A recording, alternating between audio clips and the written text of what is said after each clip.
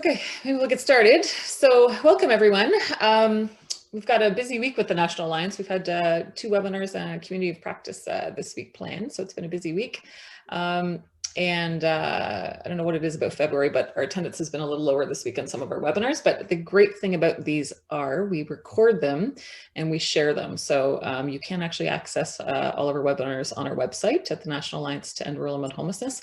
And we also send it out to all of our membership. So if you're on here and you haven't joined the membership, it's a good time to join so that you get notification of our upcoming webinars, but also get links to the recordings as well. So I'm Terry Kelford, I'm co-chair. I'm normally, my fellow co-chair, Shane Pelletier, hosts these for me, but he's been busy working multiple jobs and working long hours. So, and anticipating a baby. I don't know if I'm supposed to share that or not, but anyways, imminently. So anyways, we miss him at these webinars, so hopefully he'll join us in the next few weeks. Welcome, Ruth and Derek. I'm really excited about this webinar. Actually, I've had the good fortune of being able to chat with you folks a few times now. And I learn something new every time I talk to you. So this was a eagerly anticipated webinar. We've had lots of people curious about this one. And I think, based just on our preliminary discussions, it's been interesting to see what you can learn from other communities actually. And I've talked about our conversations already several times. So I'm not actually going to introduce you. I'll get you guys to sort of talk a little bit about who you are, what your role is with your agency a little bit later, but I'm just going to run through an agenda here. Our mission, which anybody who's been on a webinar has seen multiple times now. I just want to go to the agenda for a second, and then I'm going to go back to the land acknowledgement. So we are going to, my slides are jumping around. Introduction is now. We're going to have Ruth and Derek talk about their perspectives on rural homelessness from Northern Ireland and Scotland. We are going to leave some time at the end for questions, but by all means throughout the time that Ruth and Derek are talking, you can certainly type in your questions in the Q&A box or the chat box as well, and we'll make sure we get to them. And then we'll just have a quick closing. But the focus today will be Ruth and Derek for sure, and talking about what they've been doing in their countries around rural homelessness. So, and always important for us in Canada to acknowledge the fact that that we are on unceded and unsurrendered territory of Indigenous people. And when we're doing a national webinar like this, obviously we're coming together from across the country. So, and it's still really important for us to acknowledge that we're on lands that are pausing, I'm trying to read at the same time, which we affirm our commitment to responsibility in improving relationships between nations and to improving our own understanding of local Indigenous people and their cultures. So in Lanark County, I'm actually on Algonquin territory, and all of you from across the country will be on different ancestral and unceded lands, so of either Inuit, Métis, or First Nation people. So to go back to our agenda, and then on to Derek. Sorry guys, I'm a little disorganized today, so we're going to go back to Ruth and Derek. So we had some predetermined questions, and I've kind of made this a little probably uncomfortable for Ruth and Derek because I told them not to do formal presentations, that we would do more of a chat or panel discussion. So, and I'm not starting off on a good foot by being so disorganized and tripping over my own words, but welcome to the webinar. Maybe we'll just start by getting you both to talk a little bit about who you are, what your role is, and what your agency does. Who wants to go first, Ruth? Yeah, I go first. So hi, I'm Ruth from Rural Housing Association in Northern Ireland. So I'm the business development manager at Rural Housing, and we were set up back in 1992. And we were set up specifically to address the rural housing crisis in Northern Ireland and to increase the number of social housing properties that were available to the most disadvantaged in rural communities across Northern Ireland.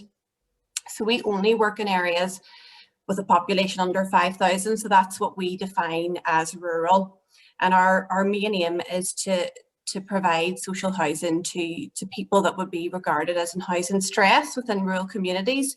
So this could be people with complex health issues whose homes are no longer suitable for them. It could be people that are currently homeless or coming from temporary accommodation, or it could be people that are struggling to afford private rented accommodation. So we're the only housing association in Northern Ireland that solely focuses on the provision of social housing in rural areas across the entire country. And a lot of our work would also focus on identifying hidden need for social housing in rural areas, and I would be heavily involved in that aspect of our work in Rural Housing Association. So that's a wee bit about our organisation. Great. Thanks, Ruth. Okay. I'm Derek Logie. I work for Rural Housing Scotland. We're a charity that works with rural communities across Scotland on housing issues. And in Scotland, rural means, just to confuse issues, rural means settlements of 3,000 people or less. And something like 17–18% of the population of Scotland live in communities of less than 3,000 people. So about 1 million people live in those kind of communities. However, rural Scotland makes up about 97% of the land mass of Scotland. So only about 3% of Scotland is actually urban, which surprises a lot of people. So anyway, Rural Housing Scotland, what we do is we support rural communities to take action on delivering affordable rural housing opportunities, either by doing it themselves or by working with others like housing associations like the one Ruth is involved in, although we obviously don't work in Northern Ireland. But we also do things to campaign and raise awareness of housing needs within rural Scotland and rural homelessness in general. There's a real perception that homelessness is an urban issue, that homelessness is rough sleeping, and that perception leads to the lack of investment in affordable housing in rural Scotland. So despite having about 18% of the population, we only get about 6% of the funding into those communities. And that's in part because rural people themselves don't necessarily consider themselves to be in a homeless or housing need. So they don't come through in the figures, and because they don't come through in the figures, the investment which follows the figures doesn't follow. So it's a kind of vicious circle in some respects. So what we try and do is to, on a very practical way, help rural communities just deliver housing, but also help to make sure that the powers that be and the policymakers understand rural housing need and what rural homelessness is and means. So. Yeah, and you've led us into the next question, really, which was around what rural homelessness looks like in your country. So, we talk here in Canada about couch surfing. We do certainly have people sleeping rough. And I think what you were talking about just there, Derek, too, about the fact that people don't identify in rural communities as being homeless. Maybe talk a little bit about that. What would homelessness be like for you folks in rural communities? Well, for me, my understanding, there's obviously, and it's not helped because there's a lot of concentration within, nationally within Scotland on rough sleeping, and to try and abolish or get rid of rough sleeping and eradicate it and make sure that nobody has to rough sleep. Yet there doesn't seem to be much understanding of what rough sleeping in a rural context is. And so to me, rough sleeping is couch surfing, I've known people who are living in yachts, not yachts, boats, removal vans, caravans, and all these kind of even tents you get people living in. So they're all kind of rough sleeping, but predominantly the form of homelessness in rural Scotland is kind of concealed or hidden. So you have people who are living care of, or people who are living in B&Bs or temporary accommodation of some sort, or really unsuitable accommodation, or people who have left the area because there's been no accommodation available. So we've got a real issue with depopulation in a lot of rural communities, and a lot of that depopulation is driven by lack of housing. And again, it's a vicious circle in that because people are leaving, then there's no housing built to help people stay. And so we're trying to work to kind of square that, or kind of increase understanding of the need for housing, even in areas which are depopulating. Right. Ruth, the same for you? Yeah, I would say rural homelessness looks very similar to rural homelessness in Scotland. So I suppose to provide a context, in Northern Ireland, approximately about 37% of our population in total would live in rural areas. So that's quite a substantial proportion of the population in Northern Ireland. So it's inevitable that there will be cases of rural homelessness. But again, it's hidden as in Scotland. So fundamentally, rural homelessness, in Northern Ireland would be caused by the same issues that affect people in rural areas. So it's about the unaffordability of housing. It's about people that are struggling financially. It's those maybe that have been impacted by life crisis, whether it's breakdown of relationships or addiction or mental health issues. But what we would find is that for people living in rural areas, it's much harder for them to access sources of support, whether that be mental health support or addiction services, or even temporary accommodation. So within Northern Ireland, rural homelessness is very often hidden in rural communities, and very rarely would you find people in rural communities sleeping outside on the street. And whilst it's not visible as homelessness in urban areas, it's still a problem that affects people in rural areas. And because it's hidden, it actually makes it much more difficult to address. And what we would find is that many of our residents who had previously registered as homeless before moving into one of our schemes, they've either been living with friends or family members, they might have been living in very poor conditions that were uninhabitable, or they might have had to move away to a city or a larger town to access temporary accommodation. So it's a very similar story to Scotland. Yeah. And again, Terry, you'd mentioned about stigma. There is an issue that people feel there's a stigma attached to being labelled homelessness, especially in small rural communities where everyone knows everyone. And that sometimes makes it harder for people in rural communities to actually ask for help. Or even to register with the housing executive and seek support. So what we try and do is to spend a lot of time working with rural communities to actually help people understand that they can approach the likes of the housing executive, who have a statutory duty to support those that are experiencing homelessness. But they can do it confidentially, so that actually, the rest of the community doesn't have to know that they are homeless or that they are struggling. And if you look at some of our housing schemes, tenants that are moving into those schemes that had registered as homeless, it's our houses blend into the surrounding community. They don't stand out as social housing. But like Derek said, rural homelessness is a hidden problem, and it does cause depopulation of rural communities because people have to move away to larger towns and cities to access temporary accommodation. I think there's a perception as well that people don't register as homeless because they don't think there's much that can be done, or they'll be offered accommodation miles away from friends and family, so they just don't bother, and they put up with solutions which are not solutions, it's helping. One thing we try and do is help people realize that it's important for the wider community that people's housing need is known, because that's the only way that action takes place, and things happen.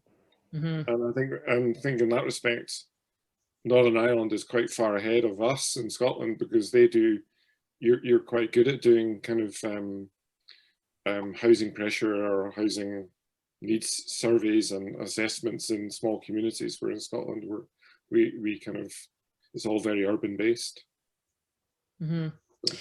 So you've both touched on a couple of pieces. Derek, you've talked about the lack of funding for rural communities, and Ruth, you've talked about housing registries a few times now. So can you maybe talk a little bit about the existing strategies in your countries around rural homelessness? Is the government invested in supporting rural communities, and what sort of systems do you have in place? Yeah, so in terms of addressing rural homelessness in Northern Ireland, so first there is the Northern Ireland Housing Executive, and they're the government or statutory body that have a statutory duty to supply those that present as homeless with temporary accommodation. So that could be hostel accommodation, it could be a women's refuge, it could be a B&B, but that's temporary accommodation.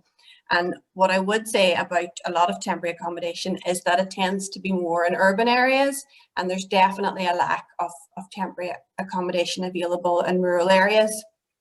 So once someone has presented as homeless and they've received temporary accommodation from the Housing Executive, they'll then be placed on the Northern Ireland Housing Executive waiting list for social housing.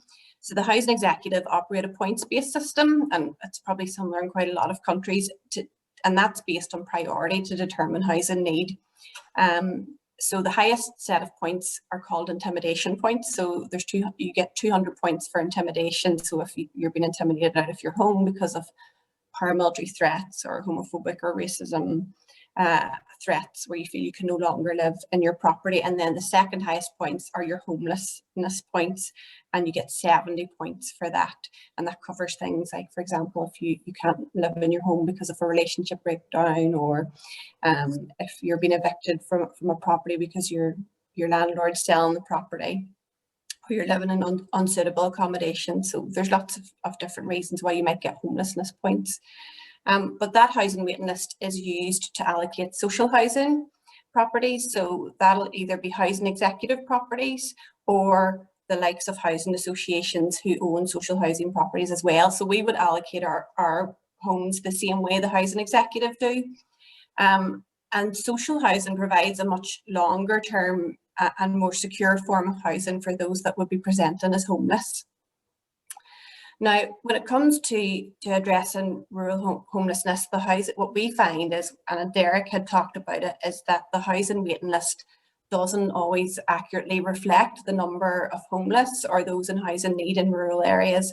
And again, so before we as a housing association can actually develop new homes in an area or purchase additional social housing in rural communities, we actually first need to prove that there's people in housing need within that rural area. So we call them common landlord areas.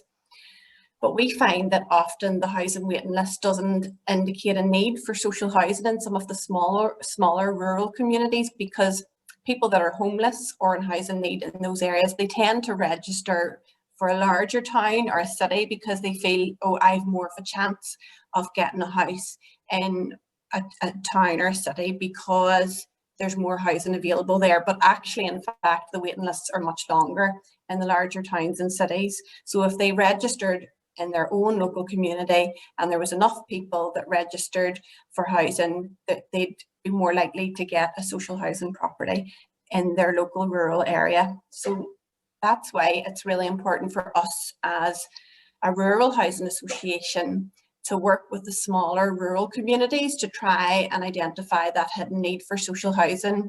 And one of the ways that we do that, or one of the ways that we try and address rural homelessness or the need for more additional social housing in rural communities, is that we work with the Northern Ireland Housing Executive to carry out rural housing needs tests. So as part of these rural housing needs tests, what we would do is we'd work with local rural communities. And so we would work with local councillors, community groups, churches, schools, etc., to try and promote the test to the local community and encourage people that are in housing need to come forward and get assessed by the Northern Ireland Housing Executive to get on the waiting list for a home in their area. So by increasing the number of people on the waiting list for those small rural areas, we can actually prove then to government bodies that there's more need for social housing in rural areas. And once we've demonstrated that need and identified a site, then we can seek approval to start developing more social housing in those small rural communities. So that's how, I suppose that's our strategy in terms of expanding social housing provision in those rural communities. Great. Yeah, I mean, just to back that up, one of the things that it's different about rural Scotland from urban Scotland is that there's only half as much social housing in rural Scotland as there is in urban Scotland. And that's for a lot of reasons. One, housing was never built in small communities in the first place.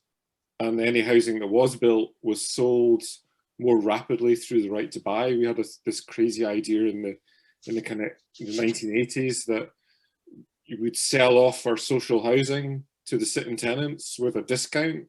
So people got 70% discounts on the price of their houses. So some people were buying houses for about £10,000 or so. And these houses were never replaced.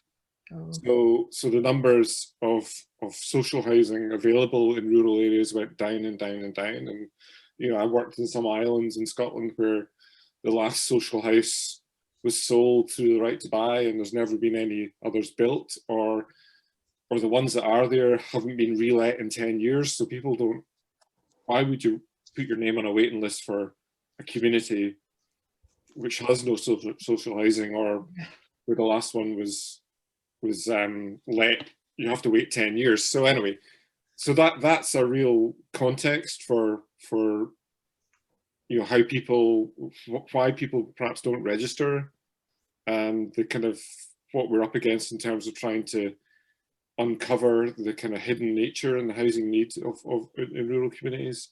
But by and large, for kind of homeless policy in Scotland, Scotland's kind of started to pride itself on having some of the most progressive homelessness policies in the world. And the Scottish Government is kind of committed to eradicating rough sleeping, to transforming temporary accommodation, and to ending homelessness. And, you know, it's brought in the housing first approach, and each local authority now has a obligation to provide settled mainstream housing as quickly as possible, and minimising the time that people spend in temporary accommodation, and implementing what are called rapid rehousing plans. Now, the other thing that they're trying to do is to minimise the use of B&B and in wherever, but there's kind of rural implications that I haven't really thought about, because in many rural communities, the only temporary accommodation that is available is B&B. So if we're saying B&B are no longer acceptable, then we're saying, well, if you're homeless, you can't stay in that area. If you want, the only accommodation we can offer you is in the local town. So you have to stay away from your kind of support networks and things, which is a difficulty. So I think the implementation of housing first in rural Scotland has been a bit piecemeal, and I'm not really sure that we're doing it correctly as yet. And I think we've got a lot of things to learn from other areas, which is why I'm quite keen on these kind of mutual exchanges of information across borders. Mm-hmm. So. Yeah. That's great. Well, and you talked about a couple of things, well, the two of you together. Ruth, you and I talked about this before. I love your needs assessment idea. I think in Canada, we have housing registries as well, but we really just kind of just accept them. They're just, okay, it's kind of a number we use to say, yep, 7-year waiting list, 5-year waiting list, 10-year waiting list, but it's not necessarily used to identify need. I don't think actively in Canada. That's my opinion anyways. But you've also touched on a couple of things, both of you, is housing first. Obviously, we want to talk about what that looks like in rural communities, if you're endorsing that or using that. And also migration, you guys have touched on it a little bit too, right? So I think in Canada as well, we have a movement to urban centers from rural communities, but we have a bit of a gentrification of rural communities too. So housing prices are going up, rental prices are going up in small communities as people try to get out of the city, certainly during COVID as well. We've seen that happen in Canada. But we're trying to talk a lot in Canada about this issue around migration, that people are sent to urban centers or feel like they have to go to an urban center to access services.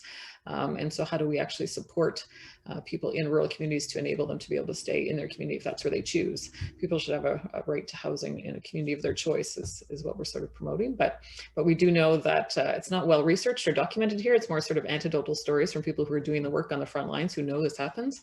But we have, in Canada, we have what are called federal PIT counts, point in time counts. I'm not sure if that's something you guys do in your countries or not. Actual once a year do a count, or every 2 years do a count of people who are actually homeless in communities. So in the cities across Canada, we do that every 2 years, I believe it is, or every year. But out of those counts, what we know in Canada is that they ask questions now like, are you from this community or did you move here in the last 5 years? And it's quite significant the amount of people in urban centers who identify as homeless who are actually from surrounding areas and small communities. So, so that migration piece is definitely something that we're trying to address here, which you guys have both talked about just in that whole having to move to access housing or services, and how we actually promote and build up rural communities, and as you've mentioned, depopulation too, I think is important too, right? Sorry, did you want to say something, Derek? No, I was just going to say, I mean, obviously, if you're in a town or a city, people, if you can't afford to live in a particular area, you'll kind of find somewhere to live in a kind of neighbouring area. But in a rural context or an island context, that just means leaving the area. You can't, if you can't afford to stay there. So that's the kind of where a lot of the migration comes from, and also because we don't have separate markets for holiday accommodation, so and second homes, so that's a huge issue within certain communities. Up to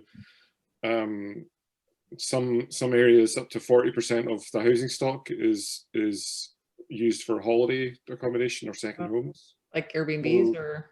Sorry? Like Airbnb? Airbnbs or even worse, where houses just sit empty. So, or used 2 weeks a year by the family.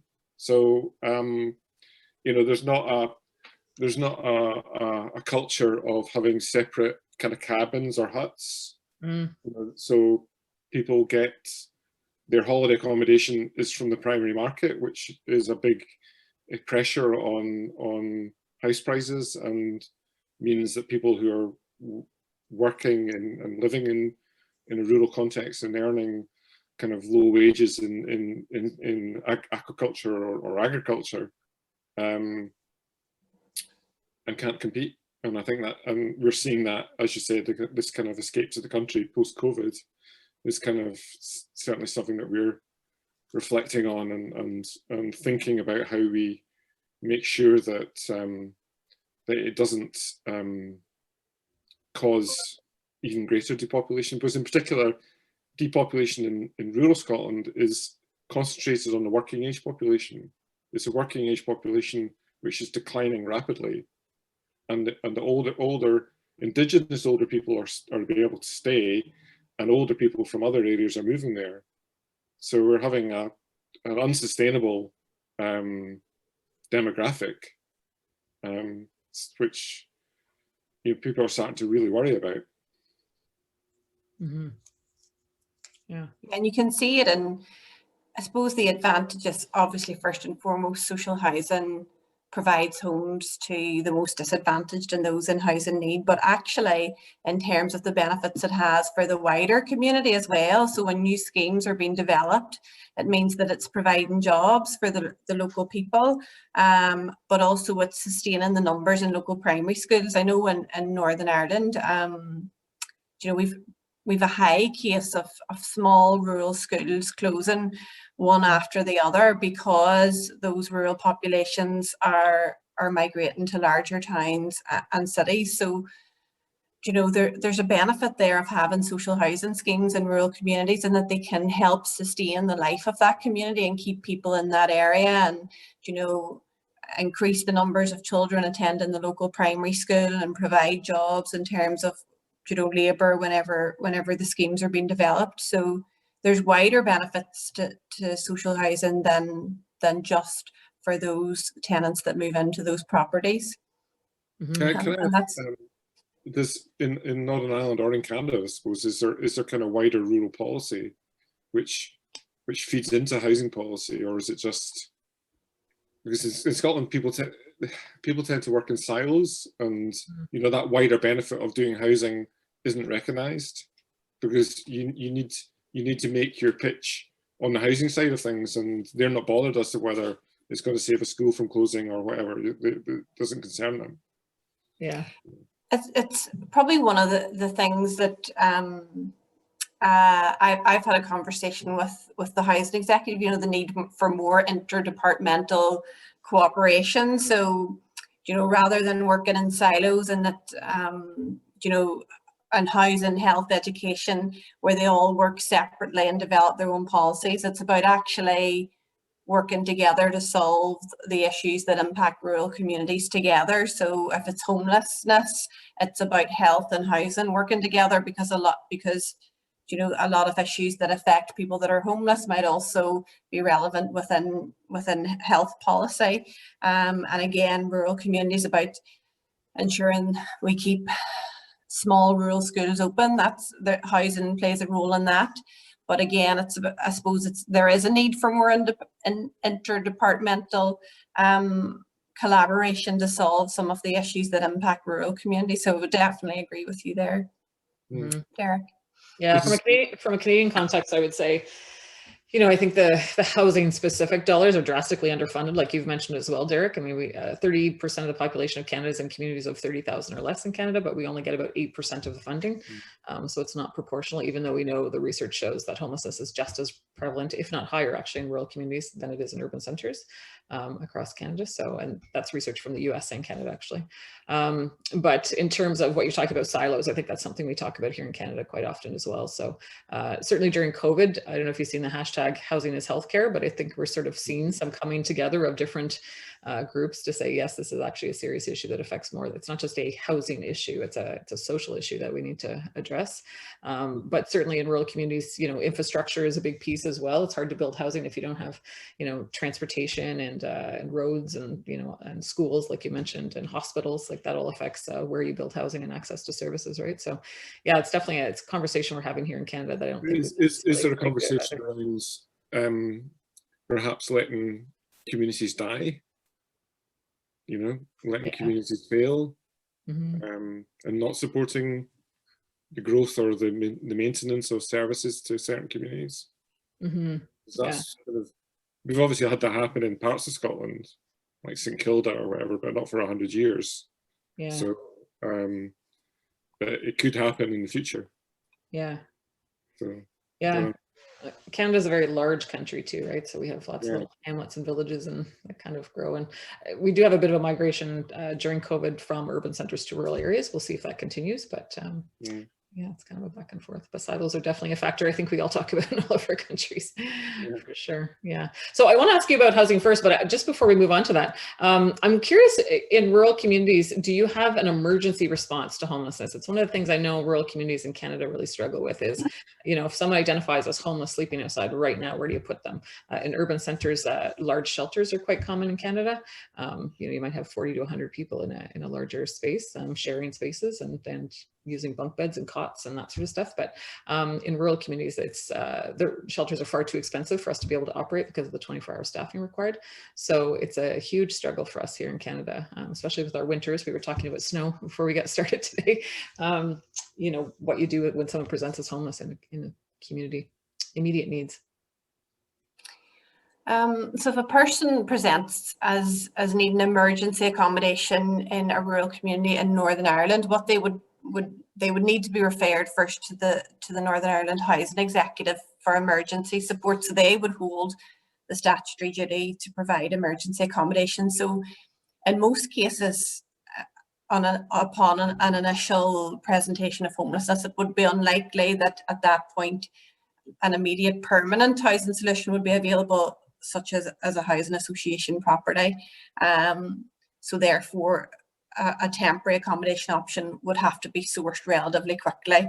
And that would include things like housing executive hostels, voluntary sector hostels, but again, they are generally in the more larger towns and cities. The housing executive do use B&Bs as an exceptional circumstances as an emergency accommodation, and some of them would be in more rural areas. But again, most of the temporary accommodation solutions would be in the larger towns and urban centres. Okay.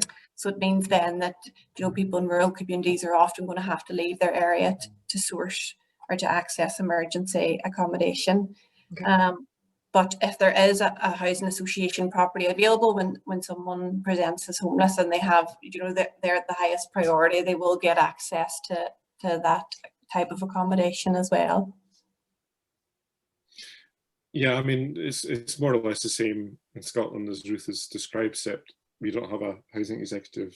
Each of the local authorities, each of the councils would have responsibility officially. I think, and again, you know, the most temporary accommodation is in urban places, and there's little official homelessness accommodation in a rural context.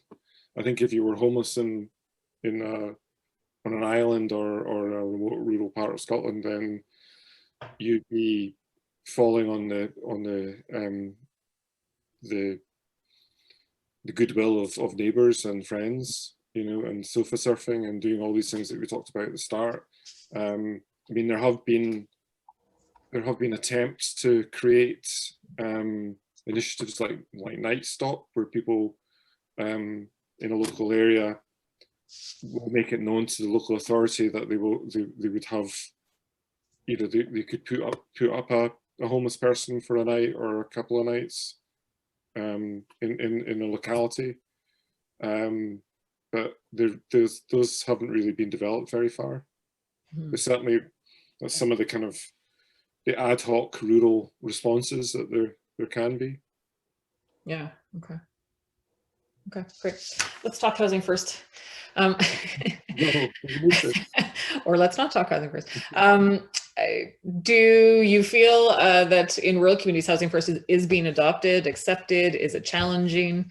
What's the topic around? What's the conversation around housing first in your countries? I think, yeah, I think that. Sorry, do you want me? Are you happy if I talk, Ruth? Or yeah, go ahead. Yeah, I mean, I think it's seen as being a bit of a kind of a panacea to homelessness. Yet I think it's really predicated on an analysis of urban homelessness. Really, it's not really. I don't really fits well with the circumstances of rural connections, because to me, and I mean, people correct me if I'm wrong, but to me, rural homelessness is more about actual lack of housing than it is about more other things. Mm-hmm. I mean, I'm not saying there aren't people who are homeless in rural Scotland who have got multiple needs, and there will be people who've got multiple circumstances, but you know, they can't get a house, they can't get temporary accommodation, they can't get, you know, and so the measures that Housing First is bringing in, there isn't the stock to offer people houses. The houses just aren't there, and you know, Housing First will only work if we fudge it and say, yeah, you can have a house, but it will be 50 miles away, or it will be in the ferry port town rather than on the island. And that, to me, that is the same circumstances we have already, which is that, and so people won't become homeless because they feel that the response will take them away from their community, and they will make do. And that's what rural communities have done forever. They've made do, and now we call it resilience, but it's actually making do because there isn't the public sector and the governments aren't putting the cash into those communities to deliver what they need. So that's you know, it's interesting, because I mean, now communities are because housing is so important, they're making do by doing it themselves because nobody else is doing it. So they will provide the housing solutions in those communities, and they kind of shouldn't have to do it themselves, you know. And I wish we had a rural housing association like Northern Ireland does. Yeah. Me too. I would agree with you, Derek. It is more challenging deliver housing first in rural communities. But I suppose probably one of the benefit, or probably the benefits, are the most advantageous parts of housing first is about helping people sustain their tenancies, regardless of what issues they come with. And it's something that, you know, in Rural Housing Association, we would very much proactively work with our tenants to ensure that they can sustain their tenancies. And by doing that, it's about identifying what agencies are out there in rural communities that can support our tenants that have issues, you know, whether it be mental health issues or whether it be addiction problems, to make sure that they can sustain, and that would be our most vulnerable tenants that can sustain their tenancies. And we would actually have dedicated staff within our organisation that would, you know, be very much involved in tenancy sustainment initiatives. So they would be responsible for identifying which of our tenants are most vulnerable, and how can we help them keep their tenancies, and how can we support them to stay in their homes, and set up individual support plans. And I think that's one of the topics that is at the heart of Housing First, is how do you help people once they're in their house to sustain that tenancy. And I think that's something that actually we as Rural Housing Association do quite well, despite the challenges of operating in a rural environment, because obviously there's not, you know, some of the services that are so prevalent in urban areas just don't exist in rural communities. So, you know, it's about having staff that have the knowledge and the skills to support our most vulnerable tenants to sustain their initiatives, and to know where to look for help. So where is the nearest point of support for that tenant? And I have to say, our staff team are really proactive in, you know, understanding tenants' needs and what they need to remain in their home. And whilst Housing First is a challenge in rural communities because you don't have access to large amounts of housing in some of the smaller rural communities, you know, that process of helping tenants to stay in their homes and sustain their tenancies is a real advantage of Housing First. But again, there's more challenges delivering it in rural communities than there is in urban centres. Do you folks in your countries offer things like rent supplements, like help people actually pay for the rents? So if someone came and said, we can't afford our rent, we're going to lose our tenancy, are there financial programs to support? Yeah, we have housing benefit, Okay. Called, but that's only up to a certain amount, and depends on the size of your household. And we have a thing called the bedroom tax. So if your house has got more rooms than you need, then the housing benefit will only pay for the rent for a property which is of the size that you need. So if you have a spare, so you know, so if you've got a 3-bedroom house and your assessor is only needing 2 bedrooms, then you will get the benefit that's applicable to a 2-bedroom house, and any extra you'll have to find yourself, or you'll have to move. So yeah. Okay. So in Northern Ireland, we would have a very similar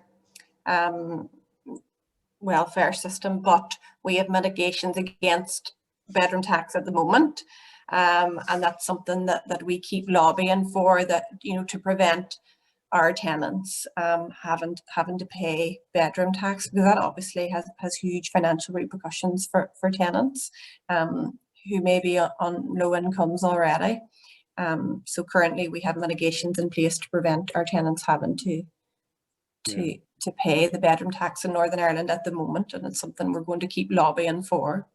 Mm-hmm. We have mitigations in place as well in Scotland, but because it's the government in London which has decided that there'll be a bedroom tax, and this is the thing. So the Scottish government have said, no, we don't agree with that, so we'll use some of our money, which we should really be using for something else, to compensate for the fact that that the London government has taken this benefit away from people.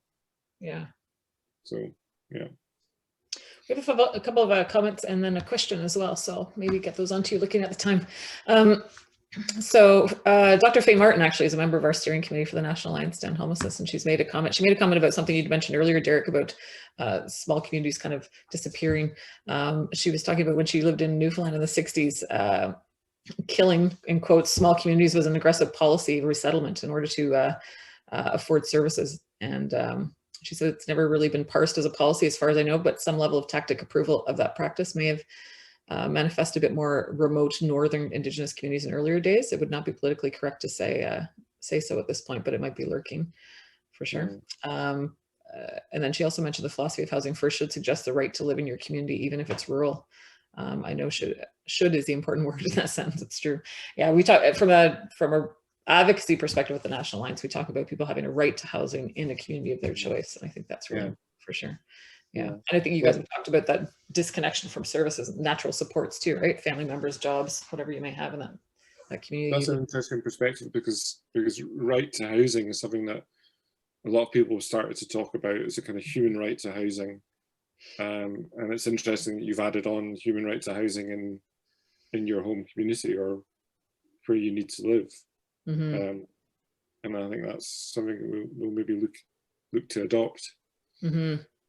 Well, and choice, if you talk about things like housing first, choice is fundamental to that approach, right? Which we know works. So people should have choice in where they live and what sort of format. So Dwayne has asked a question. Dwayne has asked, the flow of information is very important, which is true. How are you going to let, how do you go about letting rural remote homeless people know about what resources are out there for them? And he's also wondering if frontline people know about all the resources in their location along with communities close by. So maybe Ruth, like for example, when you go into a community and you reach out to services to say, get people on the housing registry, do you find that folks in rural communities are really aware of what's out there, what services and supports exist, or? So when we're working with, generally, if we're, for example, doing a rural housing needs test, we would try and source all the community organisations within that area, and generally they're aware of the services in their area, but they might not be aware of services that are available that are based, for example, in the nearest largest town, but they can avail off. So I think we're quite fortunate in rural housing in that we have a housing team that are really clued into the services that are available for rural communities throughout Northern Ireland, and they can really support tenants and the communities that we work in to access vital services, if that's around health or it's around counselling or befriending services for those tenants that are perhaps suffering from loneliness, particularly during the pandemic. But our housing team would attend a lot of training, and they would sit on a lot of groups which are aimed at helping connect services within housing and within the community sector. So I think as an organisation, as a rural-based organisation, we have a fantastic housing team that have a really good knowledge of the services for all our tenants in the different rural communities that they live in. And we would try and then also filter that through our social media. So if tenants are following us on Twitter or following us on Facebook, we try and highlight different services that they can avail of, for example, during the pandemic. So it could be rural transport services that can take them to their COVID-19 vaccination, or that can deliver food or prescription services. And again, we encourage them to approach us if they're concerned about a lack of or an inability to access the service. And we always try and put measures in place to support our tenants to access the services in their community where possible. Yeah, well, I mean, we have a very small staff team, so I mean, there's only 4 of us across Scotland, so we can't really help people understand what's available in every part of Scotland, because there's 32 different local authorities, 32 different sets of services. But what we can do is make communities and individuals within those areas know what housing options are available and what they can do about the circumstances that they're in. So yeah, we do that on a community level and a kind of personal level. to kind of make sure that people understand that, you know, there are other ways in which they can get help or where they can get help. So yeah, we do quite a lot. Mm-hmm.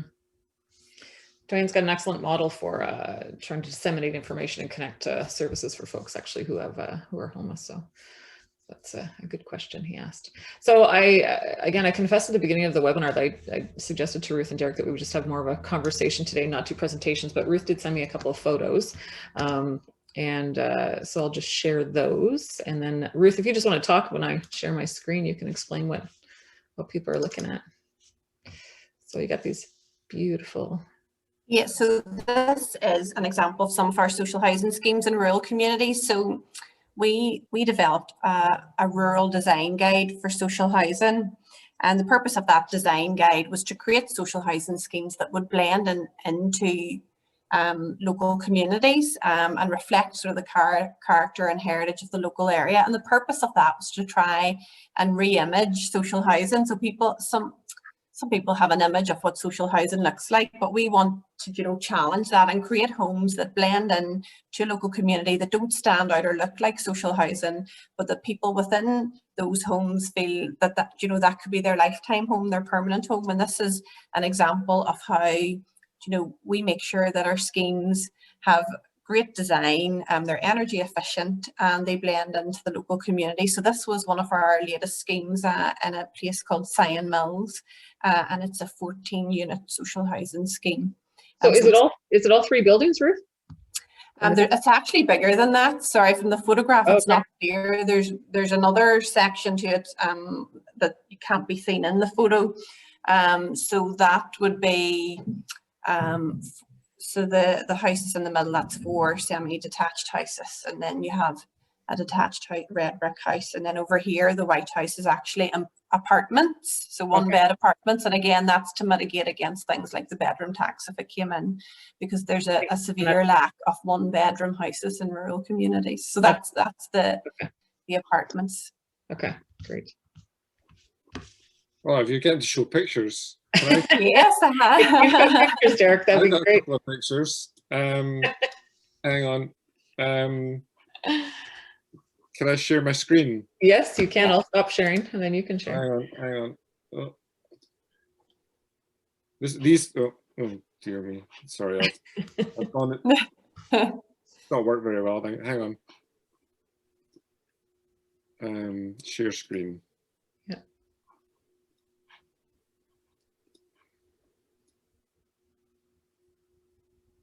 Can you see that picture? Oh yeah, yeah. These are 5 houses that the community built on the Isle of Iona. Have you heard of Iona? It's on the west coast of Scotland. This is Iona Abbey, which was kind of settled by or established by St. Columba in the kind of 13th century. Okay. And Iona has got 100 people and about 100,000 visitors every year. I mean, it's really, really popular. And so huge numbers of jobs and a lot of people living in temporary accommodation. And we helped the community build these 5 houses for local people. So that was. Are they all semi-detached, Derek? Like, are they full houses? That's a full house in the middle, and then there's 2 semi-detached on either side. So anyway, so yeah, there you go. That's just one I found off the top of my head. I think there was another picture I had here too, Ruth, from you. So let me see here. I think it's the same project. Yeah, it's different. Screen share. This one's a different project, is it, Ruth? Yeah, so that's our scheme in Ford Glen, and it's actually quite a small scheme. So it's a 3-unit scheme because Ford Glen is a very small rural village. But again, we prioritize bringing, you know, housing to those types of areas which are small and which would be forgotten about if you know, organisations like ourselves didn't provide much needed housing. So that's again an example of our rural design guide. So you can actually see the similarities in design between the Sion Mills scheme and the Ford Glen scheme, and it sort of reflects that traditional Irish farmhouse, whitewashed farmhouse. These new builds, Sorry? are these brand new? They're brand new, yeah. So you've even got the kind of fake bricked up windows. Yeah, Yeah. So our architect is fantastic. Yeah, you've got the fake bricked up windows, and the walls are made to look like old whitewashed walls of Irish farmhouses Right. in years gone by. So Great. They're fab. Yeah. Beautiful. if you're ever in Northern Ireland, we'll take you down to Oh, see well, them. I hope to be in the summer if I can travel anywhere. Fingers crossed. Yeah, for sure. Anybody have any more questions? You're still on here? No more questions? Well, we're right at an hour, so maybe we'll just wrap it up there. Thank you so much for doing this. I learned something new every time I talk to you folks. And Ruth and Derek actually were able to participate in an international call that we did with other colleagues from about 9 different countries. And we're planning another meeting, just so you know, for sort of the end of March, probably. So you guys will be getting an invitation about that. But the focus for that one is a little bit more on housing first, I think. But at the same time, it's really interesting to talk to other countries to hear about what work is happening in rural communities. And I'm happy to hear that it's actually a focus. I was actually kind of surprised when I first started reaching out to other countries that people are like, oh yeah, we're working on rural homelessness. It's like, that's good. That's reassuring. There were some countries, I won't name which one, who said, yeah, I don't think we have homelessness in rural areas. So I was laughing. I'm like, yes, you do.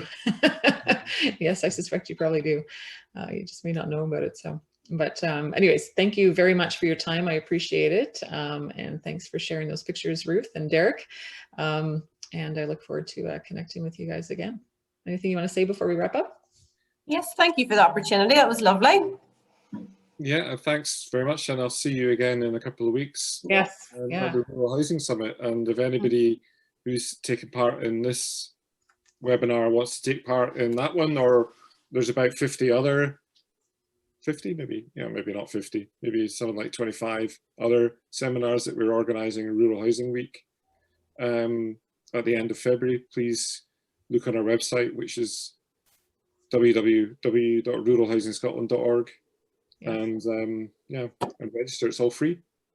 Yeah, that's the one advantage to COVID at this point, right? Is a lot of conferences have been moved online, which is a fantastic opportunity to actually be able to participate in. And you guys are offering yours free, which is brilliant. Yeah, and we have Terry Lee from Canada, and we also have someone from Shorefast in Newfoundland.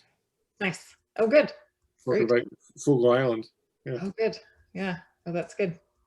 All right. Yeah, looking forward to it. So, and you guys are really active on social media too. So if anybody wants to find you on there, that's actually how I connected with Ruth. I reached out and saw how much activity she was posting about rural homelessness. And I was like, that's great. So yeah, so it's nice to connect.